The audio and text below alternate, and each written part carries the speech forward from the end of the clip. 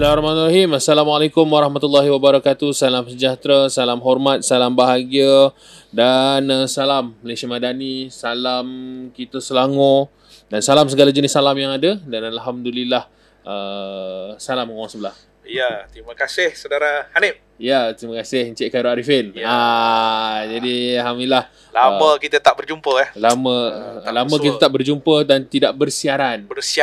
Bertemu dengan mereka-mereka yang di alam maya ini. Ya, yang sentiasa mengikuti perkembangan kita. Terima kasih.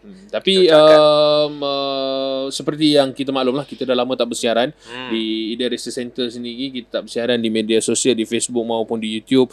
Mungkin saya boleh kongsikan kepada tuan-tuan dan perempuan semua di awal, sebelum kita melanjutkan apa yang ingin kita bincangkan pada hari ini berkenaan dengan Ida Research Center. Kita dah lama tak bersiaran. Satu, kita ada beberapa perkara yang kita selesaikanlah di peringkat Ida Research Center, terutamanya berkenaan dengan pertukaran operasi kita, hijrah. Kita berpindah operasi kita daripada Shah Alam ke Sunway Mentari Business Park. Ada sekitar di mana tu? Antara Petaling Jaya dan Subang Jaya lah. Dia ada banyak pertelingkahan lah. Boleh jadi Subang Jaya, boleh jadi Petaling Jaya, saya pun tak pasti. Tapi di sekitar Sunway lah. Jadi kita pun dah berpindah operasi. Ada orang kata di pinggiran Shah Alam, dia di hujung border ya. Jadi saya pun tak kisahlah kat mana, tapi kami di sinilah kami berpindah operasi. Jadi ini sekadar makluman lah kepada tuan-tuan dan puan-puan yang mungkin selama ni melihat operasi kami di Shah Alam, tapi kami sudah pun menukar operasi kami berhijrah. Maknanya berhijrah ni kami berpindah kepada satu tempat ke tempat yang lain dengan tujuan yang lebih baik. Terbaik Hanif, terbaik. Baik, jadi alhamdulillah memandangkan kita dah lama tak bersiaran, saya pun dah lama tidak ke udara ataupun di atas talian ini. Jadi kita kembali pada hari ini untuk membincangkan satu topik. Sudah pasti sebahagian daripada perkara yang sangat Ida tekuni berkenaan dengan penyelidikan dan sebagainya, dan kita sekarang ini dalam bahang pilihan raya negeri. Setiap kali pilihan raya kita insya-Allah akan kembali. Kita mengambil ruang kesempatan dan peluang kekuatan kita ini untuk kita kongsikan kepada mereka di luar sana lah. Jadi alhamdulillah, untuk yang pertamanya kita bersiaran pada kali ini sudah pasti yang menjadi titik tolak untuk kita kembali bersiaran adalah berkenaan dengan politik pilihan raya negeri Sabah yang sekarang ini sangat hangat lah. Pelbagai reaksi, pelbagai program dan pelbagai perkara yang sedang rancak dilaksanakan menuju ke pilihan raya negeri Sabah. Jadi saya ingat untuk yang pertama ni Cik Arifin, kita bercerita perkara yang lebih kepada dasar. Maknanya surface. Kita tak pergi kepada dalam, kita ada jalankan kajian apa semua. Mungkin kita boleh kongsikan untuk episod seterusnya, tapi yang pertama kita nak memahami konteks PRN Sabah ini. Mungkin sebab ada orang yang tanya, PRN kenapa Sabah je pilihan raya? Kenapa dekat Selangor tak ada pilihan raya? Kenapa dekat Perak tak ada pilihan raya? Tiba-tiba Sabah je. Mungkin ini adalah terutama pengundi-pengundi muda yang tak memahami konteks PRU, PRN, PRK dan PR-PR yang lain. Jadi mungkin dari awal ni Cik Arifin, kita mulalah. Saya ingat Cik Arifin orang yang boleh memulakan mukadimah pembukaan menceritakan dengan PRN ini, terutamanya PRN Sabah. Okey. Baik, Hanif, menarik untuk kita bincang tajuk kita pada hari ini dan kita bermula hari Jumaat. Hari Jumaat ni agak menarik. Ada dua perkara yang menarik untuk Jumaat ni, kerana ini satu nafas baru kepada program podcast Ida. Kita mulakan hijrah kita hari ini, kita mulakan pada hari Jumaat dalam rancangan Fakta Analisis kita, podcast kita pada hari ini. Dan yang keduanya, besok adalah hari penamaan calon. Jadi orang di Sabah sekarang ni sedang havoc lah, parti-parti dan sebagainya dalam konteks penamaan calon sebagainya. Okey, kita nak cerita sikit tentang apa yang disebut PRN, PRU, PRUN dan sebagainya. PRK. Jadi dalam konteks di Malaysia, kita ada pilihan raya lah, kerana kita adalah negara demokrasi. So pilihan raya ni adalah ruang kepada semua rakyat Malaysia untuk turun ke bawah bagi memilih pemimpin di kawasan mereka. Jadi dalam pilihan raya Malaysia, yang mana ianya termaktub di dalam perlembagaan kita apabila kita ditubuhkan pada tahun 1957 dan berlakunya kemasukan Sabah dan Sarawak pembentukan Malaysia pada tahun 1963, maka kita telah pun wujud 14 negeri yang memerlukan kerajaan untuk mentadbir. Jadi dalam sistem kita, sistem Westminster sistem, kita mewarisi daripada penjajahan British sebagainya, dan kita menggunakan sistem pilihan raya demokrasi yang mana kita memilih siapa yang akan membentuk kerajaan. So dalam itu kita ada pilihan raya umum yang mana kita memilih level parlimen, dan juga kita ada juga pilihan raya yang di peringkat Malaysia memilih ahli-ahli parlimen kita yang sekarang ni akan membentuk kerajaan, ada ahli Dewan Rakyat, dan kita ada satu lagi yang dinamakan iaitu kerajaan negeri. Kerajaan negeri iaitu mereka ini duduk dalam Dewan Undangan Negeri. Biasanya dahulu ni kita memilih serentak, pilihan raya itu serentak. Betul. Pilihan raya negeri dan juga pilihan raya persekutuan tu serentak. Tetapi ada kalanya berlaku di mana pembubaran Dewan Undangan Negeri itu berlaku lebih awal, dan menarik di Sabah ini adalah pilihan raya Dewan Undangan Negeri. SPR diguna istilah ni, pilihan raya umum Dewan Undangan Negeri Sabah ke-17. Maksudnya telah 17 kali pilihan raya umum negeri Sabah di mana rakyat Sabah memilih siapakah yang akan menduduki Dewan Undangan Negeri yang akhirnya akan membentuk kerajaan negeri dan memilih seorang Ketua Menteri Sabah. Itulah kesan kepada pilihan raya negeri Sabah. Dan dah ke-17 ni, pilihan raya Malaysia ni baru nak ke-16. Jadi orang Sabah dia dah advance, mendahului satu pilihan raya, iaitu pilihan raya ke-17. Dan boleh disebutkan di sini bahawa pilihan raya Sabah ini adalah pakej pilihan raya yang pertama dalam siri-siri pilihan raya. Selepas sahaja kita pilihan raya umum yang lepas lah, pilihan raya 15 yang lepas pada 2022. Jadi ini bermakna kalau dalam paparan kita, di slide kita, saudara akan dapati bahawa tarikh-tarikh pilihan raya tu dah pun terpapar daripada pilihan raya Sabah telah berlangsung pada 26 September 2020. Maksud dia wajib dia bubar secara automatik pada 11 November 2025. So 11 November tak bubar, maka terbubar secara automatik. Tapi kerajaan negeri telah pun mengambil langkah yang proaktif membubarkan Dewan Undangan Negeri pada Oktober yang lepas. Jadi bila pembubaran itu, maka SPR diberi mandat lah untuk melaksanakan. SPR tu apa ya? Kalau kau tak tahu, ialah Suruhanjaya Pilihan Raya. Jadi Suruhanjaya Pilihan Raya, SPR telah bermesyuarat dan telah memuktamadkan bahawa tarikh penamaan calon 15 November, tarikh undi awal 25 November, dan hari mengundi, hari pembuangan undi itu kita di kotak undi, kotak suara itu pada 29 November 2025, iaitu 2 minggu lagi. Pada hari Sabtu ya, 29. Itu secara ringkasnya Saudara Hanif, apa yang akan kita bicarakan dan apa itu maknanya pilihan raya Dewan Undangan Negeri Sabah. Jadi itu yang kita lihat sebenarnya. Mungkin dalam tempoh 5 tahun ini kita menghadapi satu proses demokrasi yang agak dinamik. Mula 2018 berlaku transisi perubahan kuasa, dan 2020 PRN, pertukaran Perdana Menteri 3 kali, dan siri pilihan raya yang saya ingat sangat kerap. Selepas je selesai COVID, kita ada pilihan raya umum dan beberapa negeri, dan kemudian setahun kemudian kita ada pilihan raya negeri. Sebelum pilihan raya umum itu ada pilihan raya negeri di peringkat negeri Melaka, negeri Johor. Jadi hampir daripada 5 tahun kebelakangan ini satu siri pilihan raya yang sangat kerap. Dan jika saya tambah sikit kalau katalah tidak berlaku pilihan raya serentak, maka akan menyusul nanti pembayaran wajib bagi Melaka pada 26 Disember 2026, Sarawak pada 13 Februari 2027, kemudian Johor pada 20 April 2027. Melainkan kalau kerajaan pusat bersetuju untuk dibubarkan lebih awal daripada tarikh-tarikh tersebut, maka kita akan ada pilihan raya umum yang serentak dan berskala besar lah. Jadi balik kepada asal lah sebenarnya. Tapi itu yang saya ingin kongsikan di awal ini apabila melihat konteks pilihan raya negeri. Mungkin kerana Encik Arifin, kita ada pengundi kali pertama. kita ada pengundi umur 18 tahun. Kita ada pengundi yang dah lama pun umurnya dah banyak tapi baru kali pertama sebab didaftarkan secara automatik. Dan mungkin dia tidak ambil peduli berkenaan dengan proses demokrasi, perayaan demokrasi ini. Tapi mungkin dia kata, baru 2 tahun lepas mengundi, kena mengundi lagi. Ada pilihan raya lagi. Pilihan raya ni setiap tahun ke? Jadi penting untuk di sini kita memberikan penjelasan awal, pemahaman secara konkret lah.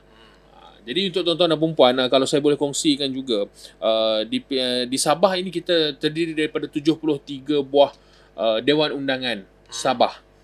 Sebab negeri Sabah sekarang sudah menjenamakan semula Dewan Undangan Negeri yang kebiasaannya kalau macam secara umumnya adalah Dewan Undangan Negeri, DUN. Kalau di Selangor, ADN, Ahli Dewan Negeri. Dan kalau di Sabah pula, baru-baru ini dijenamakan dengan DU, Dewan Undangan Sabah. So apa pun namanya, semuanya membawa maksud yang sama, wakil kepada satu kawasan yang telah pun ditetapkan. So di Sabah ada 73 buah. Betul? Ya, juga Sabah ada 73 DUN yang saya fikir agak besar. Merangkumi 4 bahagian. Bahagian pendalaman, bahagian pantai barat, pantai timur, pantai utara, belah Kudat, Sandakan dan sebagainya lah, sebagai wilayah pentadbiran. Dan dia agak unik kerana bukan sahaja dia mewakili komposisi domestik, komposisi lokasi dia yang agak besar, dan juga ada yang nak masuk itu juga terpaksa melalui jalan udara dan sebagainya. Tetapi antara yang unik juga dalam pilihan raya negeri Sabah ini adalah dia ada parti yang lokal. Ada parti yang memang ada di Sabah saja. Kemudian kita ada parti yang ada gabungan di antara Semenanjung dan juga Sabah. Dan menarik juga, DUN Sabah ada ahli Dewan Undangan Negeri lantikan yang boleh dibuat selepas saja kerajaan dibentuk. Tapi yang berkenaan dengan Dewan Undangan Negeri lantikan itu kita balik ke Semenanjung. Di Semenanjung juga ada. Kita ada di Pahang. Silap saya. Pahang. Ada juga Dewan Undangan Negeri lantikan. Jadi itu kita bahaskan kemudian lah. Tapi kalau saya boleh kongsikan juga 4 era di Sabah ini, pembukaan ni di Sabah ini ada 4 era pemerintahan politik, sejarah politik dalam pilihan raya negeri ini ada 4 era. Yang pertama adalah era USNO dan berjaya pada tahun 63 dan hingga 85, di mana USNO memonopoli awal politik dan berjaya mengambil alih pada tahun 1976, di mana pada ketika ini nama yang sangat besar seperti Datuk Tun Fuad Stephen yang pernah menjadi ketua menteri yang melatari era ini. Dan kemudian masuk era kedua adalah era PBS 1985-1994 dan menang mengejut 1985 dan menjadikan politik identiti Sabah mula menyelah. Dan kemudian era Barisan Nasional bermula tahun 1994 hingga 2018. Di mana kerajaan bertukar melalui shuffle-nya ahli dan juga wakil rakyat ini, dan sistem ketua menteri bergilir, dan Sabah menjadi fixed deposit Barisan Nasional pada suatu ketika antara 94 hingga ke 2018. Dan era pasca 2018 di mana Warisan PH menang dan berlaku PRN khas pada 2020, JRS ambil alih, dan ini menjadikan politik di Sabah semakin terfragmentasi lah. Banyak politik, banyak parti-parti yang daripada parti lokal, parti yang berkolaborasi, dan juga parti Sabah yang bertanding di Semenanjung. Parti Warisan kan berasal daripada Sabah tapi pernah juga bertanding dalam Semenanjung. So ini dinamik yang telah terbentuk daripada pasca era yang keempat dalam pilihan raya di negeri Sabah ini. Itu mungkin yang saya boleh kongsikan lah untuk sedikit sejarah ringkas. Kalau nak tengok BN ke perintah Sabah selama ni tak. Ada 4 era yang saya kongsikan sebentar tadi. Telah berlaku pertukaran kerajaan. Betul. Kalau kita dalam konteks di Semenanjung, pertukaran kerajaan daripada Barisan Nasional ke Perikatan Harapan itu berlaku pada 2018. Tapi di Sabah telah lebih kali awal daripada itu lagi. Sudah menukar kerajaan yang berkuasa itu sebanyak 4 kali. Cuma sikit Hanif, saya nak tambah sikit. Kalau kita lihat dari segi sejarahnya, ini 2022 lah. Last kali pilihan raya di Sabah adalah 2020. Ya. Jadi 2020 5 tahun yang lalu. Dan ada banyak perbezaan dari segi pilihan raya kita bincang tadi sebelum ini. Sebelum itu lagi dia ada 2018 ya, 1994, 1865, 1976 seperti disebut ini. Cuma menariknya 2020 itu adalah satu era baru selepas peralihan di Peringkat Kerajaan Persekutuan 2018 kalau kita masih ingat, apabila Barisan Nasional telah kalah ketika itu dan diganti oleh Pakatan Harapan ketika itu, dan ketika itu kita ada Warisan PH di Sabah. Dan ketika itulah bermulanya era 2018 ketika itu Tun Mahathir lah 1.0 2.0 dia menjadi Perdana Menteri, dan sekarang ni era Datuk Seri Anwar Ibrahim. Dan pada ketika itu kita tahu bahawa 2020 mana 2018 2020 pilihan raya negeri Sabah. Jadi di situ telah pun berlaku dinamik kerajaan di situ. Jadi ini kita lihat bahawa proses-proses ini agak-agak menarik untuk kita kaji dan kita rungkaikan lagi. Baik. Jadi itu sedikit sebanyak kalau di awal ni untuk kita memahami konteks pilihan raya negeri Sabah ini. Mungkin ada sedikit lagi yang mungkin kita boleh kongsikan berkenaan dengan struktur kan. Kita dah cerita berkenaan dengan struktur politik Sabah hari ini, di mana hari ini tak pernah wujud parti yang menggabungkan koalisi parti yang secara besar yang dipanggil sebagai GRS itu. Dan kali ini adalah kali pertama secara solid GRS betul-betul bertanding dalam pilihan raya yang mungkin kita boleh lihatlah pada hari ini. Tapi Encik Arifin, kalau di hujung-hujung sedikit ini, kalau Encik Arifin boleh kongsikan berkenaan dengan keunikan PRN Sabah ini. Kan kita ada, lepas ini kita akan ada siri PRN yang lain, kita ada PRN Sarawak. Tapi mungkin ada keunikan yang tersendiri berkenaan dengan sikap orang Sabah ni nak milih pemimpin ni macam mana. Kalau Cik Arifin boleh kongsikan hasil daripada dapatan kajian yang dijalankan oleh AD Research Center sendiri. Saya rasa untuk kajian kita akan buat khas Kita akan buat khas. Tapi ini bagi teaser lah. Teaser. Kita nak tengok sikap orang Sabah dalam memilih pemimpin ni. Jadi saya fikir di Sabah ni election ni agak dinamik ya. Kerana tidak ada negeri-negeri lain yang mana apabila bertandingnya dalam pilihan raya ni, kita ada ramai calon bebas. Dan banyak penjuru. Kalau di Semenanjung ni biasa, kita akan tahu negeri-negeri lain, kita akan tahu bahawa 2 penjuru, 3 penjuru. 2 tu biasa, maksimum. 4 ni dah jadi pelik. Jadi di Sabah ni, kalau kita nak lihat, pernah berlaku pada tahun 2020, ada satu kawasan ada 11 penjuru pertandingan. Itu agak menarik ya. Tempat lain tak ada sampai 11 penjuru ya. Kalau kemudian kita ada juga sampai 10 penjuru, dan biasanya dalam 6 atau 5, 6, 7 penjuru tu biasa. 15 kawasan, 26 kawasan, 13 kawasan, ada sampai 5 hingga 6, 7 penjuru. Itu agak menarik. Dan dulu yang lepas, calon termuda umur 22 tahun. Calon yang paling tua ketika itu 75. Besok kita tengok macam mana. Jadi disebabkan banyak calon-calon yang yang disebut dalam pilihan raya ni banyak penjuru. So dia akan ada pelbagai parti. Malah di Sabah sajalah calon bebas boleh hidup. Dia ada banyak calon bebas.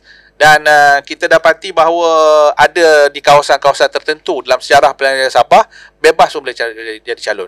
Jadi kesimpulannya dekat sini, kita dapat lihat bahawa politik di Sabah ni agak dinamik, di mana pengundi juga agak dinamik kerana ia ditandai oleh beberapa faktor lain.